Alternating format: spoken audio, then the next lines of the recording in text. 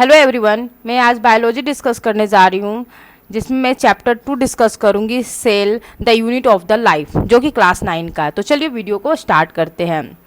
यहाँ पे फर्स्ट हम डिस्कस करेंगे what is a cell. The cell is the fundamental structure and functional unit of all living beings. जितने भी living beings हैं उनकी जो फंडामेंटल स्ट्रक्चर और फंक्शनल यूनिट क्या है, सेल है। It is the smallest part of the body, ये बॉडी का सबसे स्मॉलेस्ट पार्ट है of an organism which is capable of independent existence and perform the initial function of the life. Life के जो essential function है उसको perform करती है हमारी सेल। ठीक है, जैसे अगर हम ह्यूमन बींग्स की बात करें तो हमारे बॉडी में ट्रिलियंस ऑफ सेल्स प्रेजेंट होती है और सारे सेल्स जो होती है पूरे जो हमारे बॉडी में जो भी एक्टिविटी हो रही है उसमें वो हेल्प करती है। ठीक है, every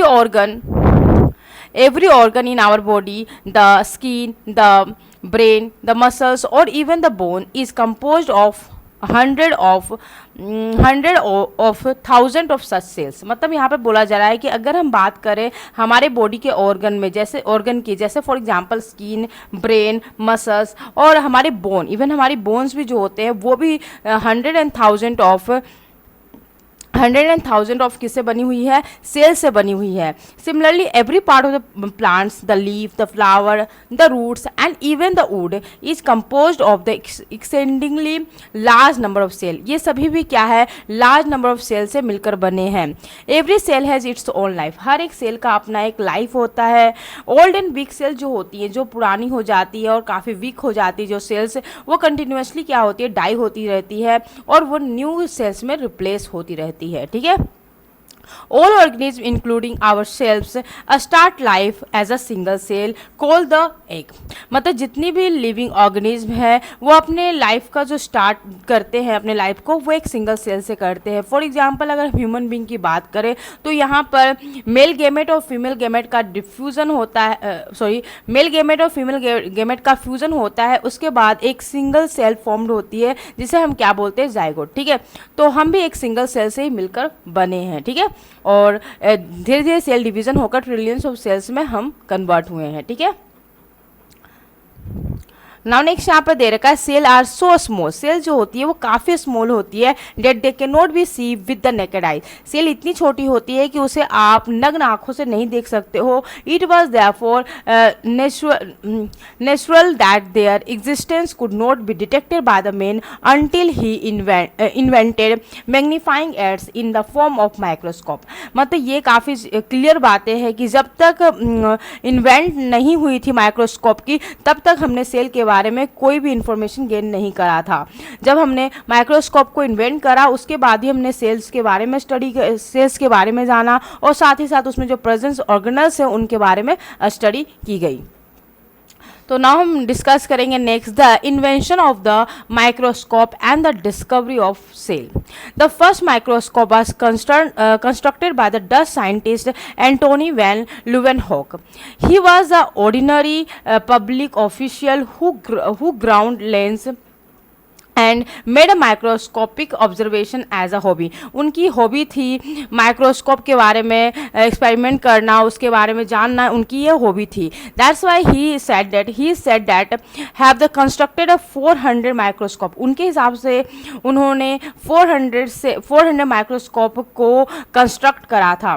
basically all his microscope consist of a single by convex lens. जितने भी उन्होंने माइक्रोस्कोप बनाए थे वो सभी सिंगल बाई कॉन्वेक्स लेंस थे, लेंस के यूज करके उन्होंने बनाए थे। दैट्स वाई इसे हमने कहा सिंपल माइक्रोस्कोप। ठीक है, some of this microscope has a considerable magnifying power. कुछ ऐसे माइक्रोस्कोप थे जिनकी कंसिडरेबल जो मैग्नीफाइंग पावर जो थी वो अप टू 200 टाइम्स थी। मतलब कोई भी ऑब्जेक्ट को 200 टाइम्स बड़ा करके दिखाने की उसमें कैपेसिटी थी। ठीक है, in this microscope the eyes, अगर आप यहाँ पे 2.1 फिगर में देखो तो यही थी सिंपल माइक्रोस्कोप। तो इसमें जो आइज को अप्लाई करते हैं close to the lens, lens के काफ़ी क्लोज में आँखों को अप्लाई करते हैं। ऑन द वन साइड, एक साइड से हम काफ़ी क्लोज हम आँखों को लेंस के नियर बाय लाते हैं। And the object was mounted on the needle like skew point on the opposite side.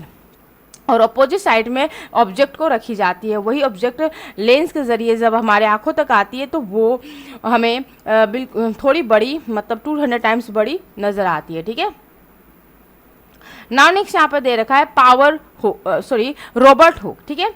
And an English scientist develop a microscope by using a two lens for achieving a greater magnification. मतलब Robert Hooke ने, वो एक English scientist थे, उन्होंने भी microscope को developed करा और उन्होंने उसमें 2 लेंसेज यूज़ करे, जिसके वजह से उसकी मैग्निफिकेशन जो पावर थी वो काफ़ी ज़्यादा थी। मतलब comparison to Antonie van Leeuwenhoek के बनाए हुए माइक्रोस्कोप के कंपैरिजन में उनकी मैग्निफिकेशन जो पावर थी वो काफ़ी अच्छी थी।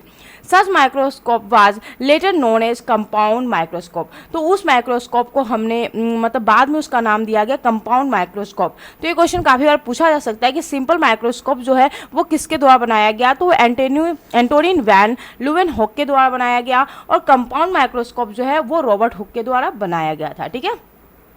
In Hooke's microscopes, the object to be seen was placed on the stage below, and light from an oil flame was thrown on it by the means of concave mirror। ठीक है, इस picture को यहाँ पर दिखाया गया है। इसको और बेटर तरीके से समझने के लिए हम यहाँ पर एक फिगर डाल रखे हैं, उसको एक बार हम देख लेते हैं, ठीक है।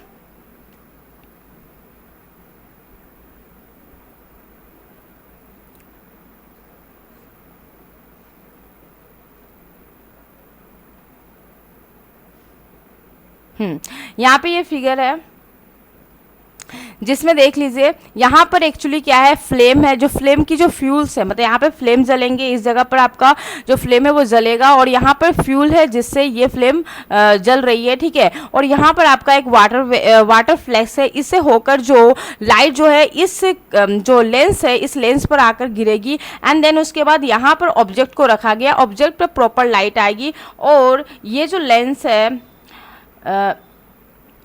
यहाँ पर जो आई पीसेस रखी जाएगी, मतलब आँखों को यहाँ पर रखा जाएगा और ऑब्जेक्ट को देखी जाएगी। तो इस तरीके का कंपाउंड माइक्रोस्कोप था जो रॉबर्ट हुक के द्वारा बनाया गया था, ठीक है।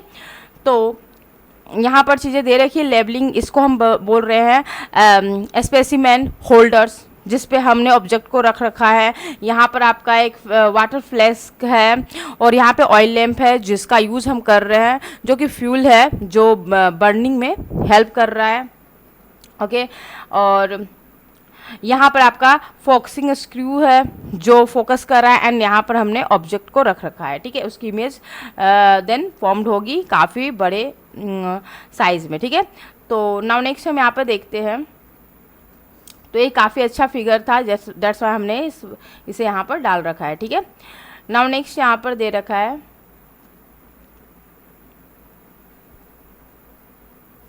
Wait few minutes. नेक्स्ट यहाँ पे दे रखा है, hook examine a thin slice of the cork under his microscope. उनके द्वारा जो बनाया गया माइक्रोस्कोप था उससे उन्होंने एक थिन स्लाइस कॉर्क पर स्टडी करा, देखा कि उसमें क्या देखने को, मतलब माइक्रोस्कोप के जरिए उसमें किन चीज़ों को वो देख पा रहे हैं। And observe that it was a made of a tiny box like compartment. तो उन्होंने ऑब्जर्व करा with the help of microscope कि वो जो स्लाइस था कोर का, वो एक टाइनी बॉक्स लाइक कंपार्टमेंट से बना हुआ था, पिल्ड अप टुगेदर, एक दूसरे के साथ जो कंपार्टमेंट थे बिल्कुल पिल्ड थे। This reminded him of the room, मतलब ऐसा लग रहा था जस्ट लाइक अ रूम की थे, और a cell of the monks in the monastery, and so he said that the cork was made up of cell। इस वजह से उन्होंने बोला कि जो कोर्क है वो किससे बनी हुई है, तो सेल से बनी हुई है। The cell which Hooke saw were all dead cell, जो सेल उन्होंने देखा था माइक्रोस्कोप के जरिए वो सारे सेल कैसे थे, डेड सेल थे। And then they had only the empty boxes और द वॉल, मतलब वहाँ पे सिर्फ एम्प्टी बॉक्सेस थे, मतलब बॉक्स में कुछ भी नहीं था, मतलब जो भी ऑर्गेनल्स प्रेजेंट होते हैं किसी सेल के अंदर वो ऑर्गेनल्स उसमें प्रेजेंट नहीं थे, वो बिल्कुल ही एम्प्टी थे सेल, ठीक है। नाउ नेक्स्ट यहाँ पे दे रखा है, the ordinary compound microscope of today is a greatly improved design of the original Hooke's microscope। मतलब जो ordinary जो compound microscope है जो टुडे हम यूज़ करते हैं वो काफ़ी ज़्यादा बेटर उसकी जो कैपेसिटी है मैग्नीफिकेशन की वो काफ़ी बेटर है, मतलब हाई पावरफुल जो माइक्रोस्कोप है वो है कंपेरिजन टू जो हुक्स के द्वारा बनाया गया जो कंपाउंड माइक्रोस्कोप था उसके कंपेरिजन में वो बेटर जूम करके चीज़ों को रिप्रेजेंट करता है, ठीक है। तो यहाँ पर जो बनाए गए वो ऑर्डिनरी कंपाउंड माइक्रोस्कोप। तो कह सकते हो कि जो कंपाउंड माइक्रोस्कोप था उसके कंपैरिजन में ऑर्डिनरी जो कंपाउंड माइक्रोस्कोप है वो बेटर रिजल्ट देता है। ठीक है, नेक्स्ट यहाँ पे दे रखा है The invention of the electron microscope added further to the unknown fact about the cell. It can give a magnification to over 2 lakh times as against the ordinary compound microscope, which magnifying an object up to a maximum of about 2000 times. यहाँ पे बोला जा रहा है कि बाद में invent किया गया इलेक्ट्रॉन्स माइक्रोस्कोप की, जिसकी मैग्नीफाइंग पावर जो थी वो 2 लाख टाइम्स ज़्यादा थी comparison to ordinary compound microscope से। ठीक है, वो उतना ज़्यादा चीज़ों को जूम इन करके दिखा सकता था। ठीक है, और अगर हम बात करें इनकी जो मैग्नीफाइंग जो पावर थी जो कि हमारी ऑर्डिनरी कंपाउंड माइक्रोस्कोप की थी वो 2000 टाइम्स ज़्यादा थी, maximum of the 2000 times. The ordinary मतलब ये 2000 टाइम्स, कोई ऑब्जेक्ट है उसका 2000 टाइम्स जूम इन करके वो दिखा सकता था। कौन? तो ऑर्डिनरी कंपाउंड माइक्रोस्कोप। लेकिन बाद में जो इलेक्ट्रॉन्स माइक्रोस्कोप बनाए गए वो 2 लाख टाइम्स ज़्यादा जूम करके चीज़ों को दिखा सकता था, जो कि ऑर्डिनरी कंपाउंड माइक्रोस्कोप से काफ़ी ज़्यादा थे। ठीक है, the ordinary compound microscope use a light which is bend by the glass lens. जो ऑर्डिनरी कंपाउंड माइक्रोस्कोप में जो लाइट यूज की जाती थी वो बेंड होती थी ग्लास लेंस पे टू मैग्नीफाइंग द इमेज, जो इमेज को क्या करती, मैग्नीफाइंग करती थी। लेकिन अगर हम इलेक्ट्रॉन्स माइक्रोस्कोप की बात करें तो उसमें क्या होती है, बीम ऑफ इलेक्ट्रॉन्स जो है which are bend by the magnet, जो कि बेंड होते थे मैग्नेट के जरिए। ठीक है, तो ये डिफरेंस थे हमारे electron microscope and ordinary compound microscope में। तो इसके बाद नेक्स्ट हमारा है सेल थ्योरी। सेल थ्योरी को हम डिस्कस करेंगे नेक्स्ट क्लास में। तब तक के लिए बाय।